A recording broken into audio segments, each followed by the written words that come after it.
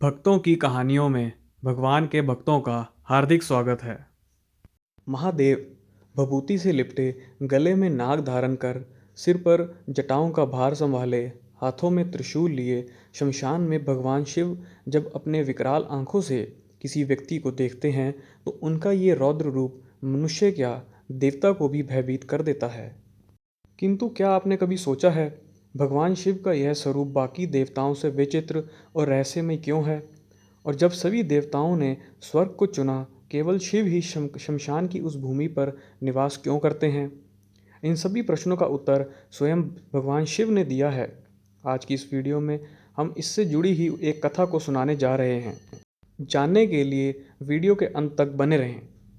महाभारत के अनुशासक पर्व पर अध्याय 14 में वर्णित एक कथा के अनुसार एक बार देवी उमा भगवान शिव से पूछने लगी, हे भगवान, स्वर्गलोक में तो अनेकों सुख सुविधाएं संपन्न निवास स्थान हैं, फिर उन सबको छोड़कर आप इस शमशान भूमि में कैसे रहते हैं?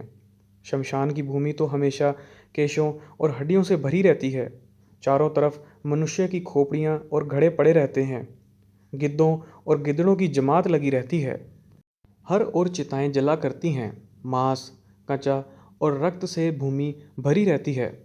फिर भला ऐसे अपवित्र स्थान में आप क्यों रहते हैं?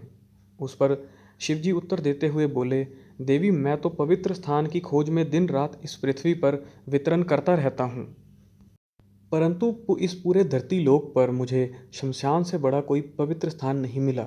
इसलिए सभी निवास स्थानों में से शमशान में ही मेरा मन सबसे अधिक रमता है।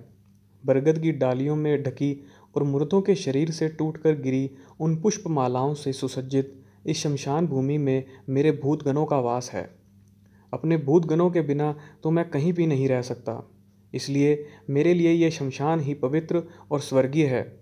और प्रिय, ये कोई अपवित्र स्थान नहीं बल्कि परम पूजनीय स्थल है। पवित्र वस्तु की कामना रखने वाले उपासक इसी की उपासना करते हैं। यहाँ मनुष्यों का अधिक आगमन भी नहीं होता, इसलिए इस पृथ्वी पर शमशान से अधिक कोई पवित्र स्थान नहीं हो सकता। देवी, ये वीरों का स्थान है, इसलिए मृतकों की सैकड़ों खोपड़ियों से भरा हुआ ये भयानक स्थान भी मुझे सुंदर लगता है। इसलिए मैंने यहाँ अपना निवास बनाया है। और ऐसी मान्यता है कि दोपहर के समय, दोनों संध्याओं के समय तथा आद्रा नक्षत्र में दीर्घ आयु की कामना रखने वाले अथवा अशुद्ध और पापी प्रवृत्ति वाले पुरुषों को वहाँ जाना भी नहीं चाहिए। प्रिय, एक कारण ये भी है कि मेरे सिवा दूसरा कोई भूत जनित भय का नाश नहीं कर सकता। इसलिए मैं शमशान में रहकर समस्त जगत की रक्षा करता हूँ। मेरी आज्ञा मानकर ही भूतों के सिवाय इस जगत में आप किसी की हत्या नहीं कर सकते। संपूर्ण जगत के हित के लिए मैं उन भूतों को शमशान भूमि में ही रोके रखता हूँ। देवी, अब मैं आपको शमशान भूमि में रहने के पीछे का संपूर्ण रहस्य तो बता ही दिया है। अब यदि कोई और भी प्रश्न तुम्हारे मन में है तो मुझसे निसंकोच पूछो। फिर देवी उमा पूछने लगी, आपका ये रूप पिंगल और भयानक सा प्रतीक होता है।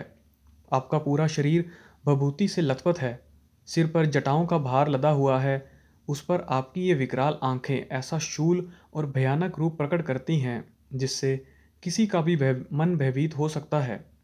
कृपया कर आप मुझे इस रूप के इतने विचित्र होने का कारण बताएं। शिवजी बोले, हे प्रिय, इसका भी एक यथार्थ कारण है। एकाग्र चित्र होकर सुनो। संसार के सारे पदार्थ दो विभागों में विभक्त हैं, शीत और उष्ण। अग्नि और सोम रूप के प्रतीक उन शीत और उष्ण तत्वों से ही ये संपूर्ण जगत गुथा हुआ है, जिनमें से शौन्य गुण की तिथि भगवान विष्णु में है। मुझसे मुझमें इसके विपरीत अग्नि जैसे गुण प्रतिष्ठ हैं। इस प्रकार ये विष्णु और शिव सदा समस्त लोगों की रक्षा में लगे रहते हैं। और देवी, ये जो विकराल नेत्र से और त्रिशूल से सुशोभित भयानक आकृति वाला मेरा रूप है, ये आर्क है और जो संपूर्ण जगत के तत्पर रहता है। यदि मैं इस रूप को त्याग दूं और विपरीत हो जाऊं तो उसी समय संपूर्ण लोकों की दशा विपरीत हो जाएगी।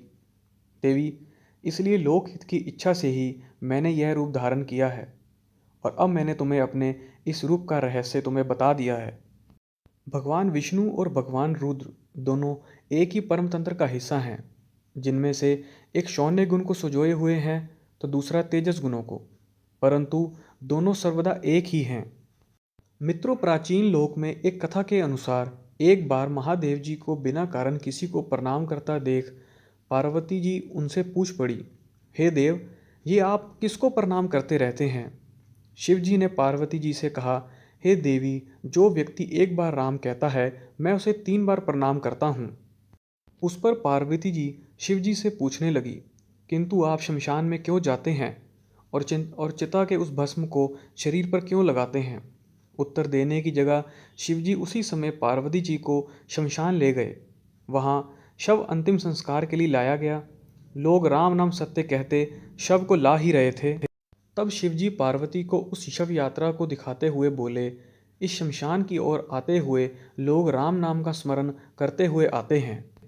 इस शव के निमित्त से कई लोगों के मुख से मेरा अति प्रिय दिव्य नाम राम निकलता है। उसी को सुनने मैं शमशान में आता हूँ और इतने लोगों के मुख से राम नाम का जप कराने वाले मैं इस निमित्त बनने के शव को मैं सम्मान करता हूँ, इसे प्रणाम करता हूँ और इसलिए अग्नि में जलने के बाद उसके भस्म को अपने शरीर पर लगा लेता हूँ। मित्रों, शिव के शमशान में रहने के इन कारणों और कथाओं को सुनकर आपको आनंद की अनुभूति हुई होगी। आज की वीडियो में बस इतना ही। ज्ञान देने वाली और ऐसी वीडियो को देखने के लिए जुड़े रहें आपके अपने YouTube चैनल भक्तों की कहानियों के साथ। वीडियो को लाइक करना, कमेंट करना और चैनल को सब्सक्राइब करना ना भूलें।